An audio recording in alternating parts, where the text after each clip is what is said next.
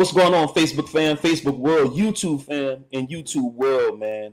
Conversations with Ron Richardson is going live this morning here in the comforts of my own home. We are back for another great episode, Conversations with Ron Richardson, the podcast. And I would like to welcome my new extended family and my newfound friend, licensed life insurance broker, Miss Christine Jones. How are you? I am wonderful, and thank you so much for having me. This is amazing. Yes, it is. Yes, it is. We got in contact with each other on Facebook. I was just surfing the web one day, and I think I commented on a picture. We'll get into that. And then I said, hey, look, at the time I had a radio show, but now I have a podcast. And she told me that she will be grateful to join me on my podcast and talk about this very important subject of life insurance, and just overall we're going to touch on mental health. We're going to touch on everything concerning life insurance and why it is important for our people to get life insurance so they can take care of their families and things of that nature. So Christine, I gave you a brief introduction. I always do that for my guests, but I want you to do your own honors and give your introduction and tell us a little bit about yourself and why you're here on Conversations with Ron Richardson. Hello. Well, thank you so much again for having me. This is amazing. I'm enjoying myself already. Right. I am Christine Jones. I am a resident now of the state of New Jersey. Okay. But I am an almost 30-year teacher. Really? Along with everything. Yes, I forgot educator. Yeah. So for almost 30 years, we're getting ready to go back to school on August 17th. Really? But I'm also a licensed life insurance broker in multiple states from California to Florida. And I'm a tax preparer.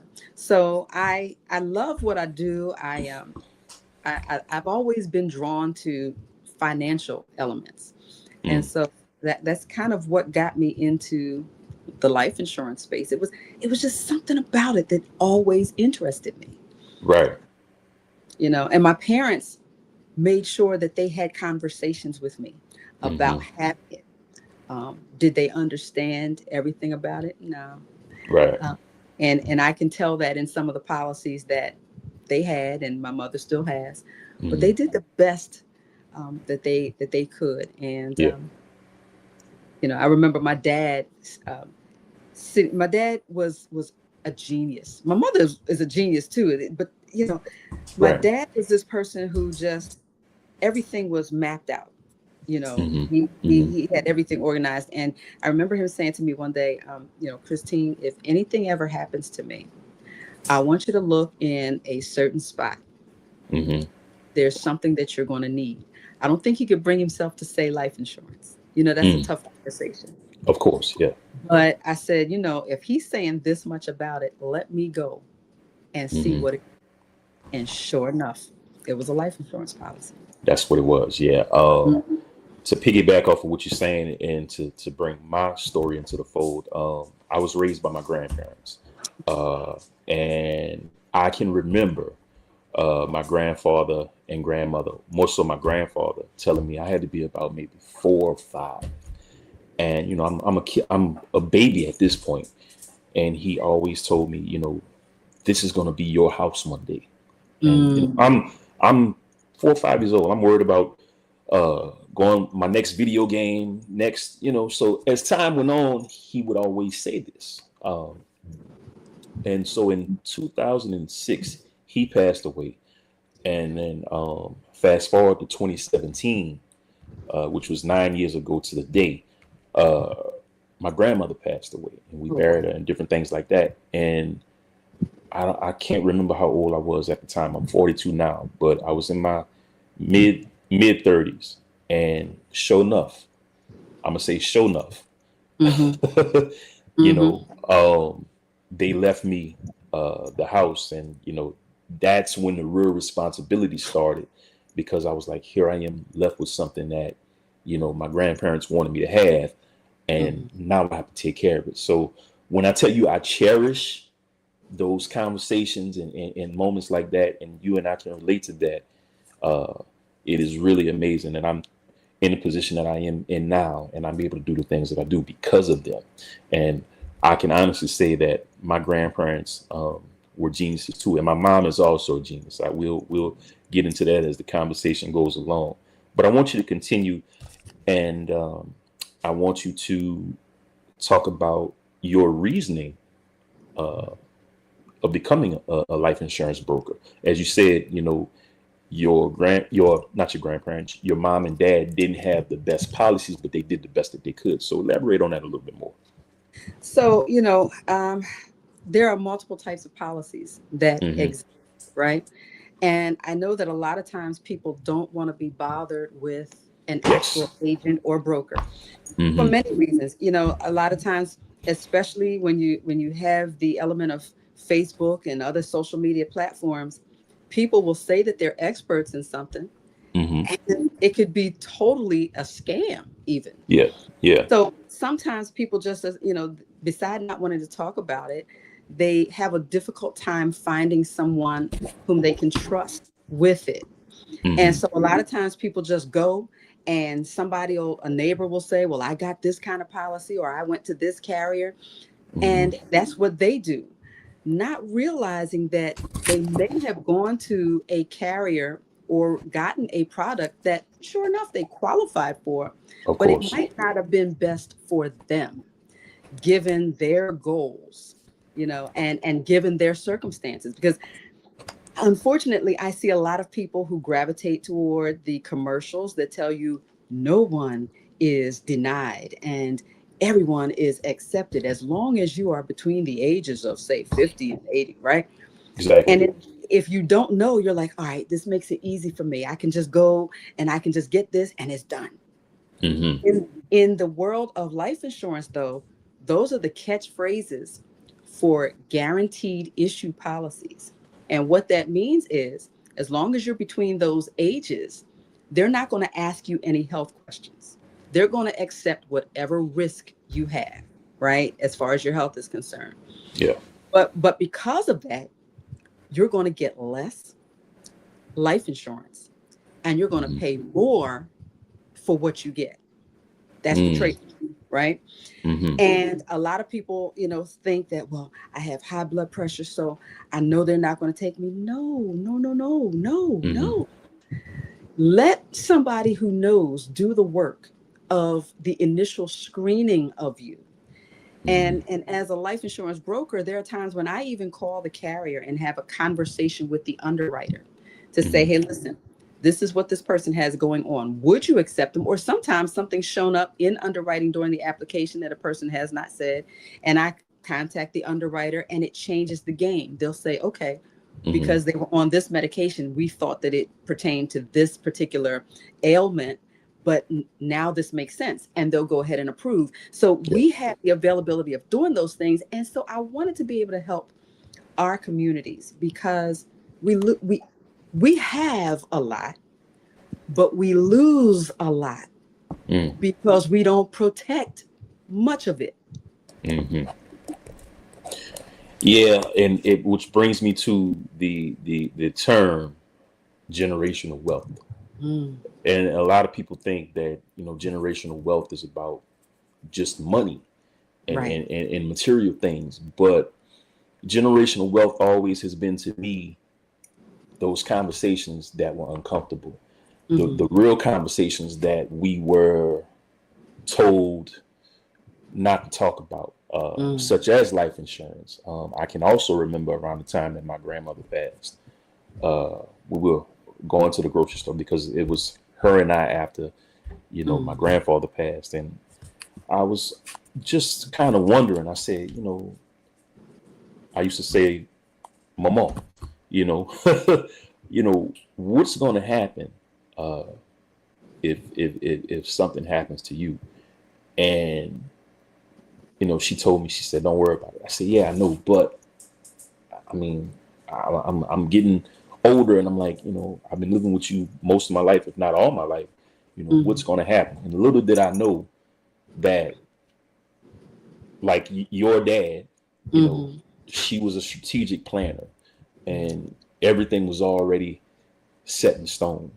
mm, And the biggest thing that I had to worry about was, okay, you know what? How am I going to do this? And I got to shout out one of my closest friends, Bertrand. He told me, he said, dude, take the house, pay your bills. You'll figure the rest of the shit out later. And that's what he told me. And here we are 9 years later. I'm still rock and rolling. I've had my struggles, but I'm still going, So the biggest thing in the Black community when it comes to life insurance, that it's a scam. It's not that important. And this is why you have so many people doing the GoFundMe's, and when things happen, they immediately go to the GoFundMe because they don't have life insurance. Right. So right. What do you have to say to those people that do that?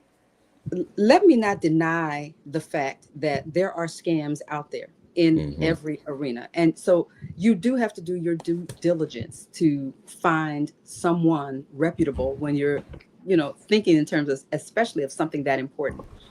But it's hard for me to believe that people truly think it's a scam when after someone passes, it's the first thing they look for.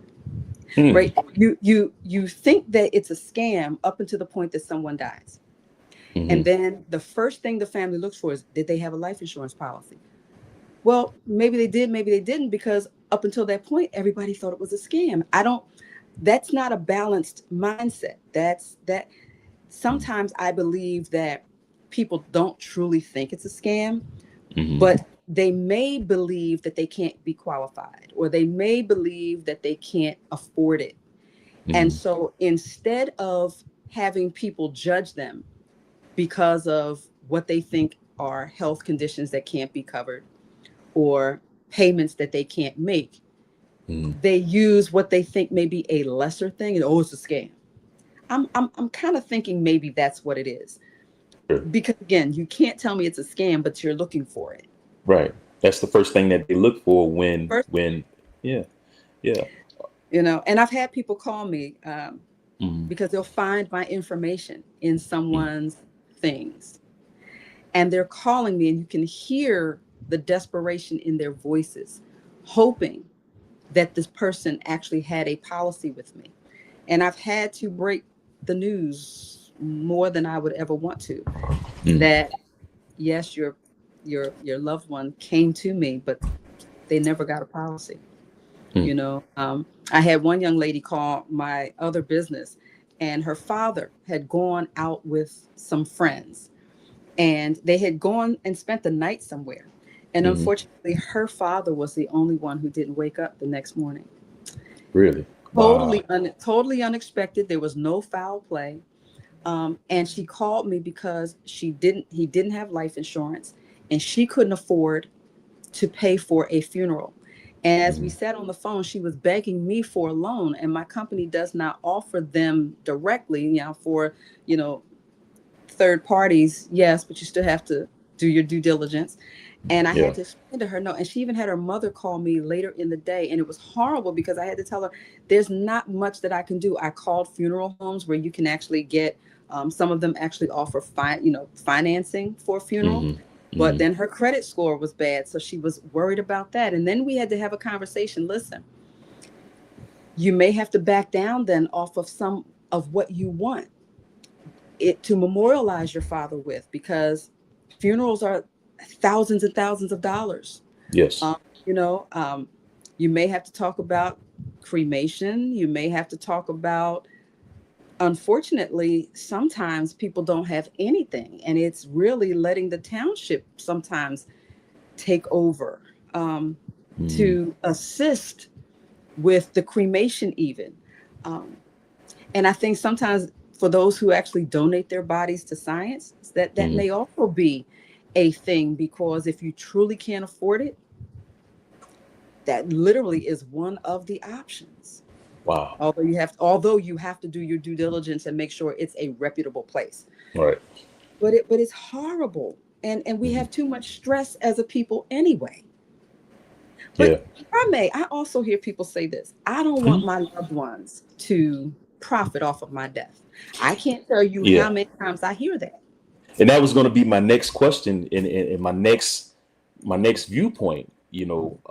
I hear in the Black community that a lot. Because I go to the barbershop a lot, and I hear a lot of our brothers talking about I don't want my kids to profit off my death, and I'm like, it's a little bit more than that, but it's like you hear these conversations. It's like, okay, well, we know in some instances that does happen, but it's to make sure that they can do what they can do for you.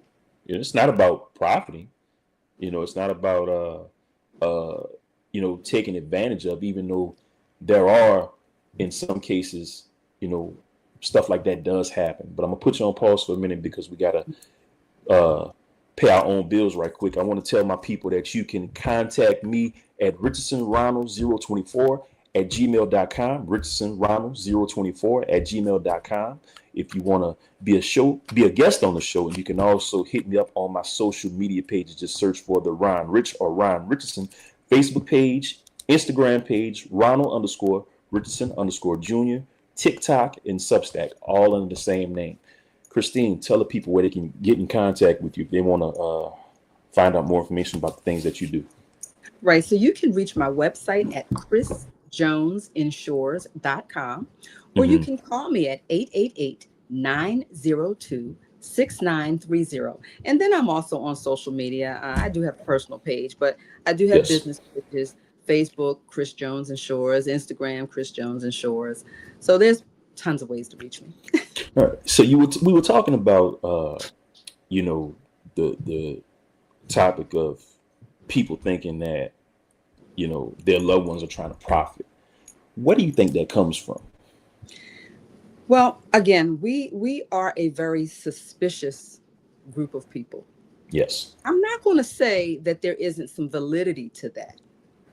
But I think also one of the things that we have to be careful of is, the most oppressed people end up oftentimes not even realizing it, aligning with the oppressor and turning on each other.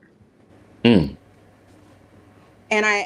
so I think we have to be careful with that, because I don't personally understand, and I get it. People have gone through a lot of different things, and sometimes people have been through abuse situations, and it's one of those things where, no, that's your uncle, that's your this, that's your that we're not going to talk about that. That's a problem. And so sometimes people have a reason why they are so suspicious. But outside of that, the people that you claim to love, why don't you want them to do better than you? Because for me, that's what love is about. And, if we look at other communities, and I have to say this, some things are oppression, and some things are that our people perish for lack of knowledge. And some things are just our own stubbornness. Because once you have a number of people who are able to make it, you kind of lose the excuse that no one can. Say that again. Once one person or a group of people have actually made it outside of the oppressive system, you kind of lose your argument that no one can. And unfortunately, sometimes I tell my students, they come to me with a lot of different excuses. Well, I couldn't do my homework because of this, and I couldn't do my homework. Once the first slave made it, we lost all our excuses. What's the real, what's the real reason? And then you get to the bottom of the fact. Well, I had, we went out to do this, and we went out to do that, and I went over somebody's house. Well, that's not your excuse. So then when we think in terms of it, we have these excuses, and probably if we would even just sell the excuses, we might make the money that we claim we don't have. You know what I mean? Because we have so many of these excuses. If we just packaged them up and sold them, what's the real reason? Oh, yeah. Yeah. The real reason is that maybe you have not connected enough. And I'm going to speak to parents right now. Your children are because of you. Mm-hmm. So if you have a problem with who they have become, who do you have to blame for that? So if you think that their mindset is that they would profit off of your death, Mm-hmm. where did they get that from? And even if you did not actively speak it, did they see that in you with someone else? Mm-hmm. And you know you're the generation before me, but I listen to a lot of conversations, and like I said, you can hear, if you sit back, you can literally hear that in some people. It's and people say the word ignorant is a bad word, but it's really not. It's just the fact of you not knowing, Right. and probably nobody ever had the time to sit down and talk to you and teach you, hey, that's not the way to go with this. Yeah, me and my mom have that conversation periodically, and I can remember when my grandmother passed, and like I said, I had to start taking over things and becoming my own man. One of the first things that my mom, she didn't ask me, she told me, she said, hey, look, you got to get you some life insurance, start shopping around. And that was one of the first things that I did. And I'm glad I did it. I'm glad I did it, because that lets me know, hey, if something happens to me, God forbid, that my sister and my family will be taken care of. Absolutely. And I think also people don't realize, when you think in terms of your life insurance, right?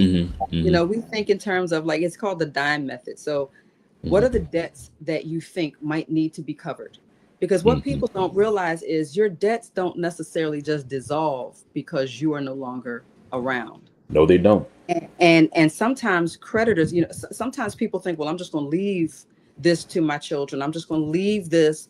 And they don't realize that creditors can come in and take the assets before your family gets them. If there were significant debts, they can take them. Life insurance cannot be taken by creditors. Okay. Okay. Right. Wow.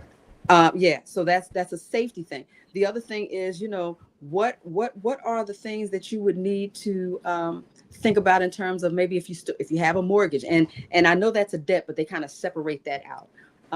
What are the things, if you have education, etc., that needs to be paid for someone, whether it's you or your children? What are those things? You have student loans, all those kinds of things. So we Yes. think in terms of all of those things, but some things that people don't think about. Whoever is going to have the task of sort of putting everything together after you are no longer there, what if they have to take off from their job? What if they have to travel? Yes. Your life insurance policy should include provisions, or enough, I should say, so that if they have to take off of their job, if they have to, travel, if they have to get accommodations, etc., if they have to pay, if you have not left a will or a trust and all those things, and that has to go through your assets, your estate has to go through probate. There are costs associated with that. All this, yeah. Right. That brings me to another personal point.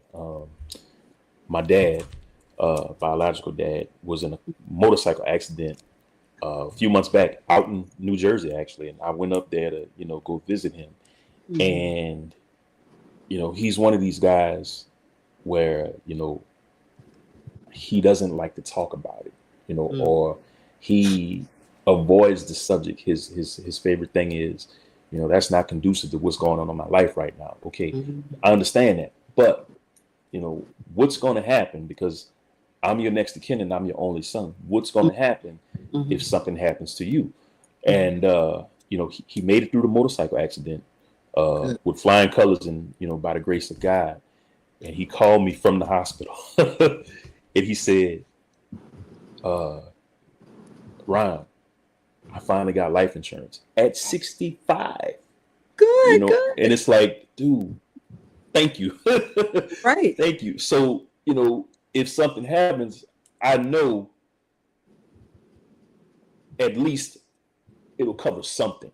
Now, does he have, did he give you the policy number and the carrier? No, he didn't yet, but that's a Because conversation that him and I are going to have.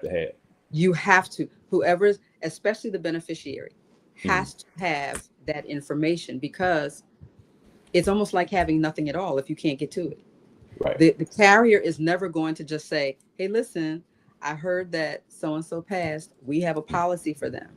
Mm-hmm. Sometimes people find out that someone had a policy when they go on the state's unclaimed property site. Really?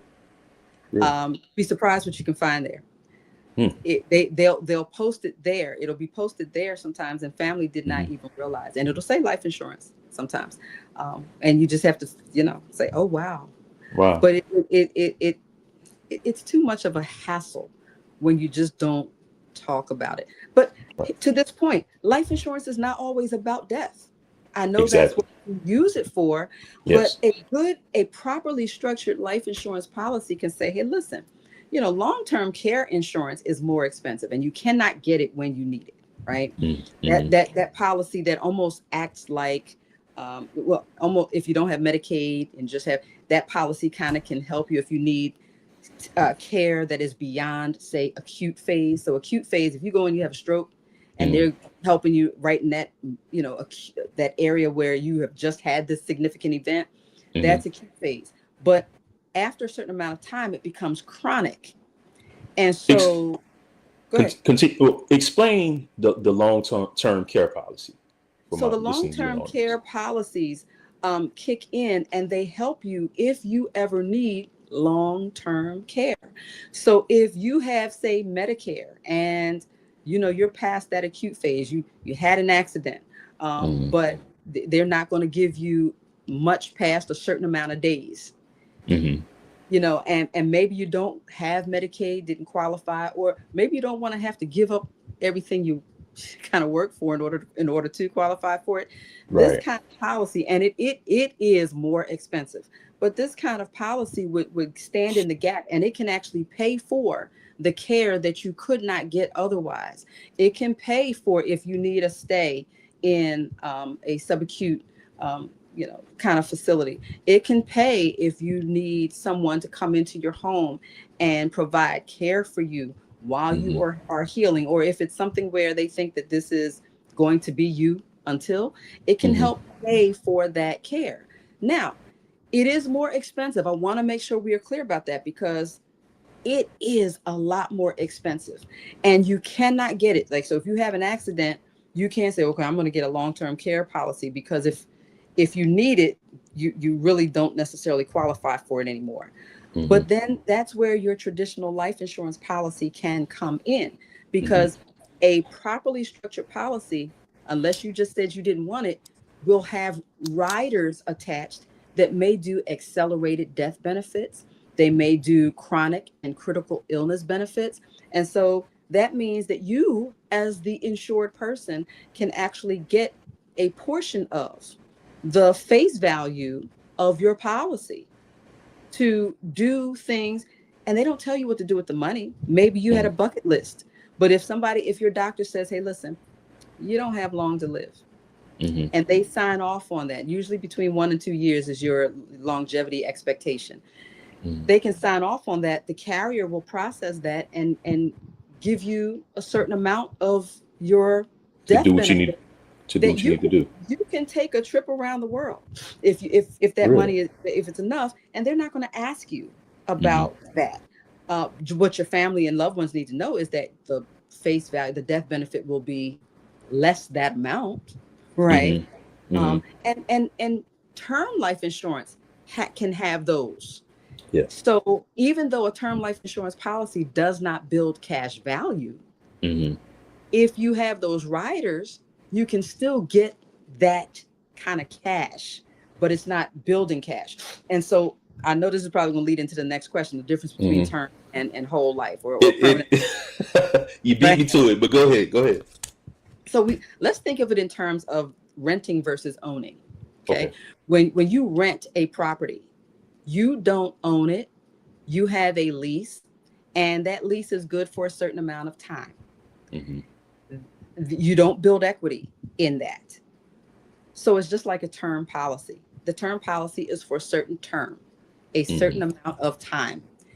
And when that lease technically is up, then you may have the option to renew, right? With term life insurance, often they won't ask you health questions because they'll grandfather you in, but your age is still going to come into play. And so your renewal, just like a rental property, your renewal rate might be significantly higher.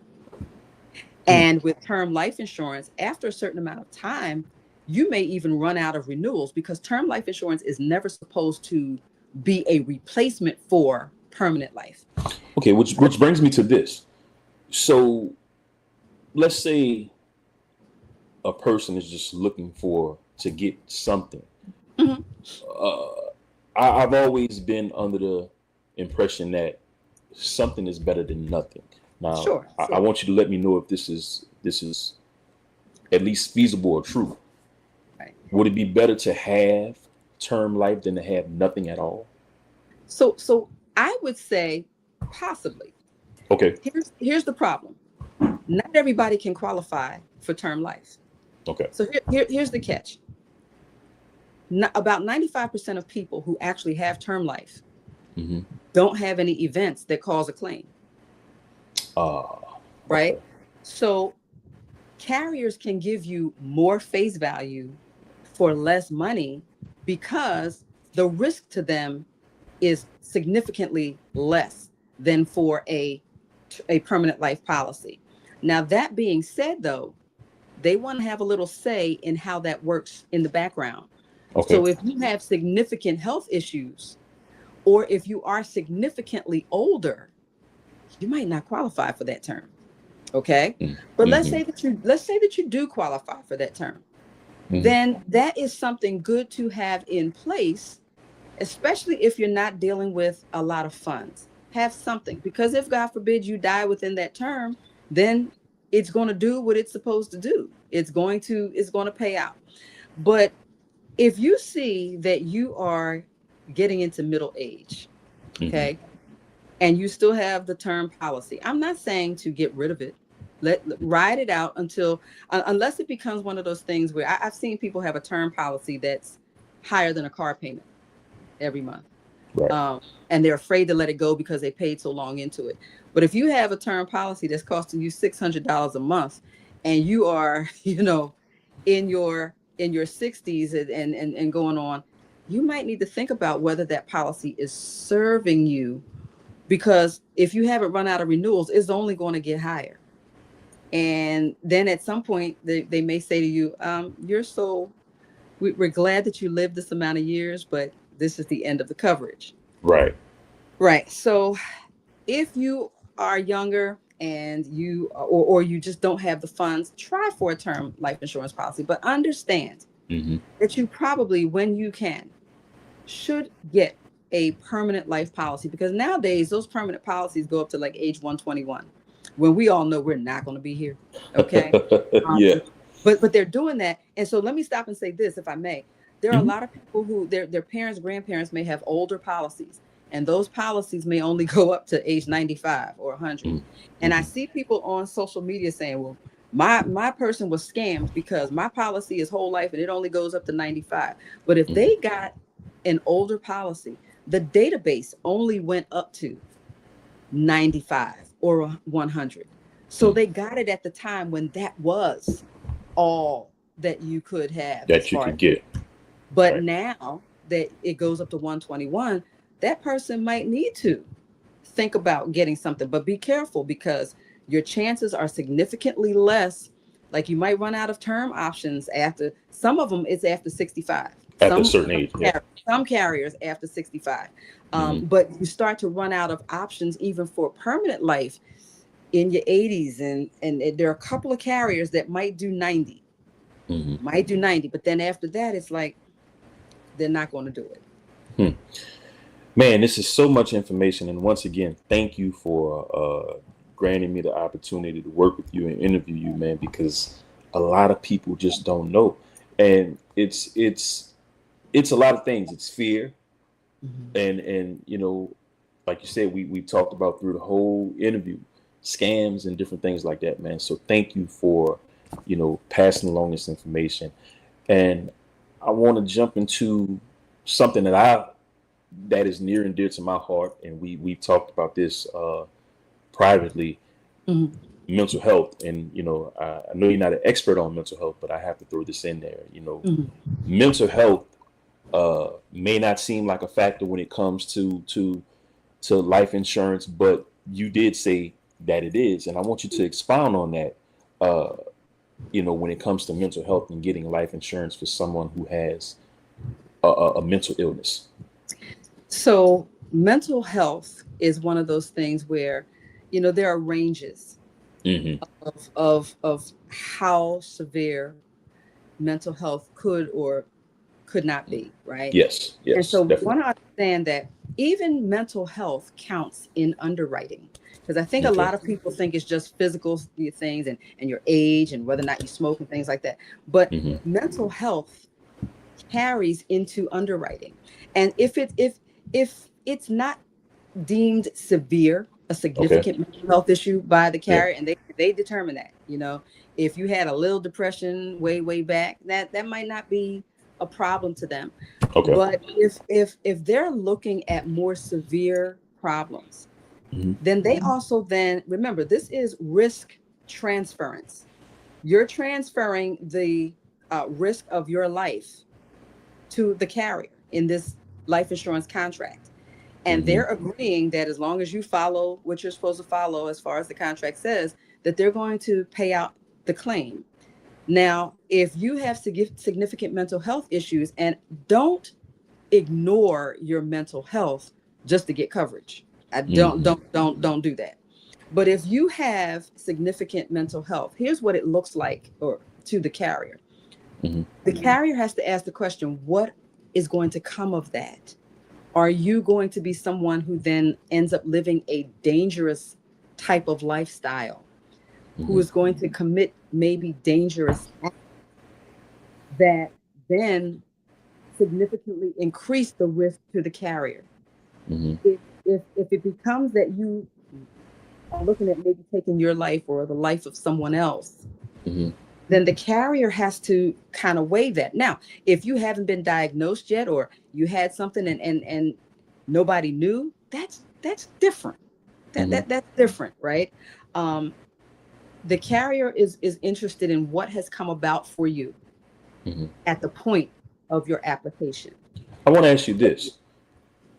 Let's say, because I'm in counseling myself. I have not been clinically diagnosed with depression or anxiety or anything like that, but I go to therapy just to kind of take the edge off. Would they dig deep into that too?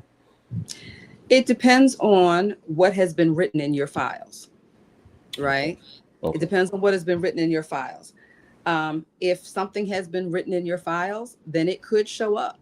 And remember, those insurance files, they go with codes. So this is why it is very important. You know how sometimes somebody gets stressed on the job and they're like, well, I'm going to go get my doctor to write me out of work. Yes. Be careful with that, because the doctor can't write you out of work and keep it between the two of you. They have to put, you know what I mean? They have to put that in your chart. And normally there's some follow-up that you have to have with some kind of a psychologist or some type of mental health professional, so that they can even do that.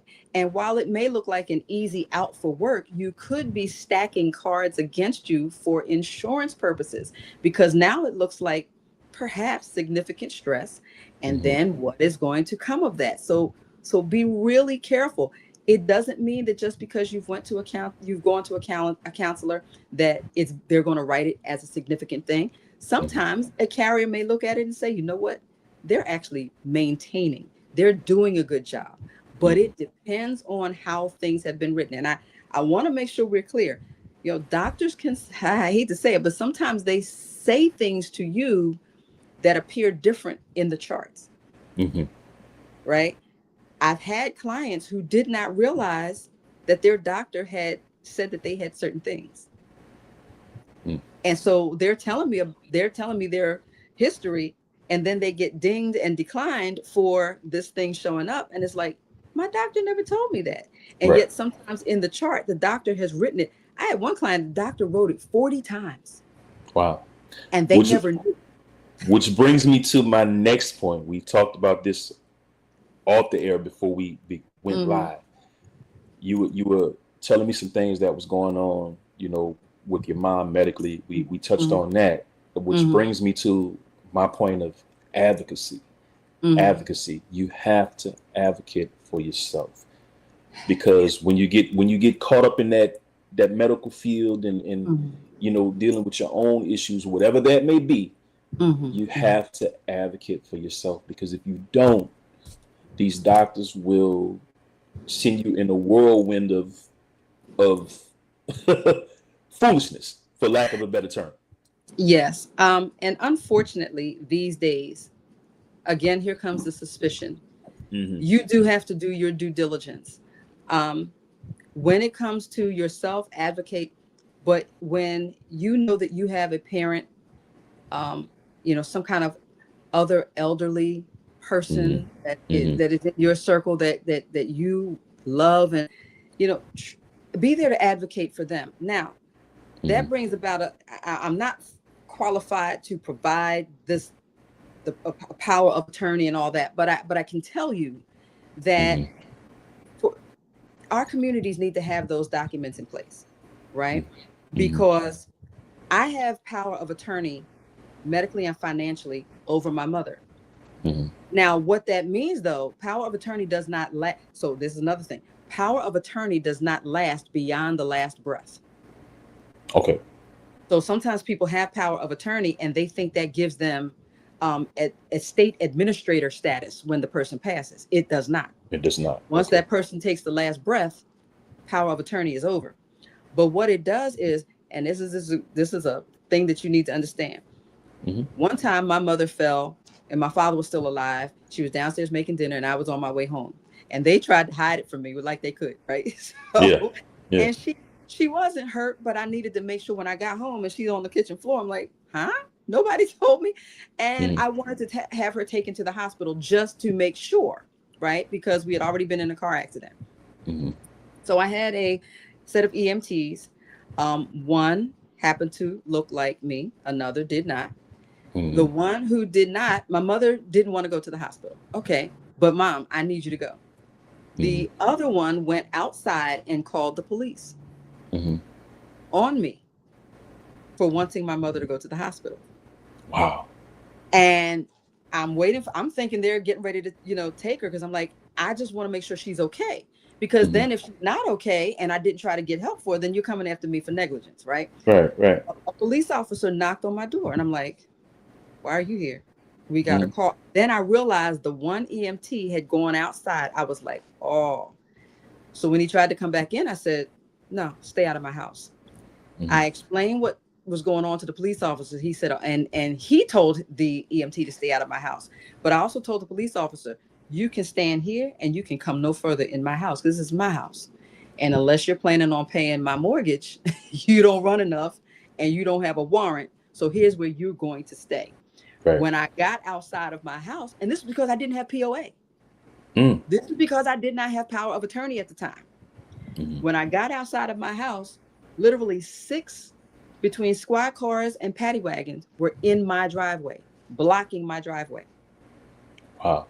For me, because I tried to get help for my mother because I did not have that one document. Power of attorney. Hmm. It becomes a legal matter. And so therefore somebody can literally be hurt, but if they can still speak for themselves, and power of attorney also, if they can Yes. still speak for themselves, it's a little iffy. But Yes. it made the difference between me now being able to say, I have power of attorney. My mom needs to go to the hospital Mm-hmm. versus her saying, I don't want to go. And there's nothing Yeah. because police can literally be called on you. I found that out with the situation with my dad. I'm not going to dig too deep, but when he was not conscious, I was able to do everything from New Orleans, so Mm-hmm. imagine what that was like for me. I'm here in New Orleans and I can't get to him, and when he came to, they were like, well, Mr. Richardson, they were like, Mm-hmm. well, there's nothing that you can do because he's of sound Mm-hmm. mind and body. So I said, okay, well, Mm-hmm. that was a hard pill I had to swallow because, he wanted to do something that I really didn't think that he should do, but Mm-hmm. I had to let it go. Man, Mm-hmm. this has been really, really great. And you've given us a lot of information to go on for those who are looking to purchase life insurance, man. The biggest thing that I want everyone to take away from this podcast today is you have to advocate for yourself. So before we close, I want you to give your information out one more time and tell people where they can get in contact with you. Okay, so I am Christine Jones. I am a multi-state licensed life insurance broker. And Mm-hmm. that means for you that I don't work for carriers. I work for you. I have the ability to shop around for you for Mm-hmm. best Mm-hmm. and best price. So you can reach me at chrisjonesinsures.com. That's my website. Or you can call me at 888-902-6930, and you can text me or call me. Mm-hmm. You can also reach me through social media. I do have a personal page, but my business page is Chris Jones Insures on Facebook and Instagram. I'm also on LinkedIn, etc. But those are the major social media avenues that I use. All right. And as always, man, you can find me on social media. Just search for the Ron Rich or Ron Richardson Facebook page. I'm also on Instagram, Ronald_Richardson_Jr. on Instagram, TikTok, LinkedIn, Substack, and there's a new one out there called Lemon that's linked to TikTok, but I really haven't figured that out yet. But man, and also my email, richardsonronald024@gmail.com. richardsonronald024@gmail.com if you're inquiring about coming on the show and talking about topics such as these. And before we close, Christine, I also want to tell you thank you and all the best to you in your future endeavors. And two more things. What's next for you? And give my listening and viewing audience some positive words of encouragement before we get out of here. So what's next for me is that I'm just going to continue to try to move through this nation and protect our communities, because Mm-hmm. we need to do what other communities are doing, keeping the things that we have worked so hard for amongst ourselves and not spreading them out all. It doesn't mean that we don't need to associate, but we need to Mm-hmm. do a better job of keeping ourselves and our assets protected so that we can become more of a benefit to even our own communities. And just a word of encouragement: start from today. You Mm-hmm. can't worry about the past. You can't worry about what you didn't know or the decisions that you didn't make and should have. But Mm-hmm. now you have a chance. God gave you this chance. Use it from today on. All right, man. This has been Conversations with Ron Richardson on YouTube and on StreamYard. And for those of you who missed the live interview, if you're not tuned in right now, I will be posting this on all my social media pages. And I will also tag Christine in the post so she can pass it along to her extended family and her people. But all the best to you, and we'll have to do this again. This is definitely going to be a part 2, okay? Thank you so much, and I have enjoyed it. God bless. All right. All the best to you, and we'll talk soon. This has been Conversations with Ron Richardson. And remember, healing and recovery start with you. I love you. Peace.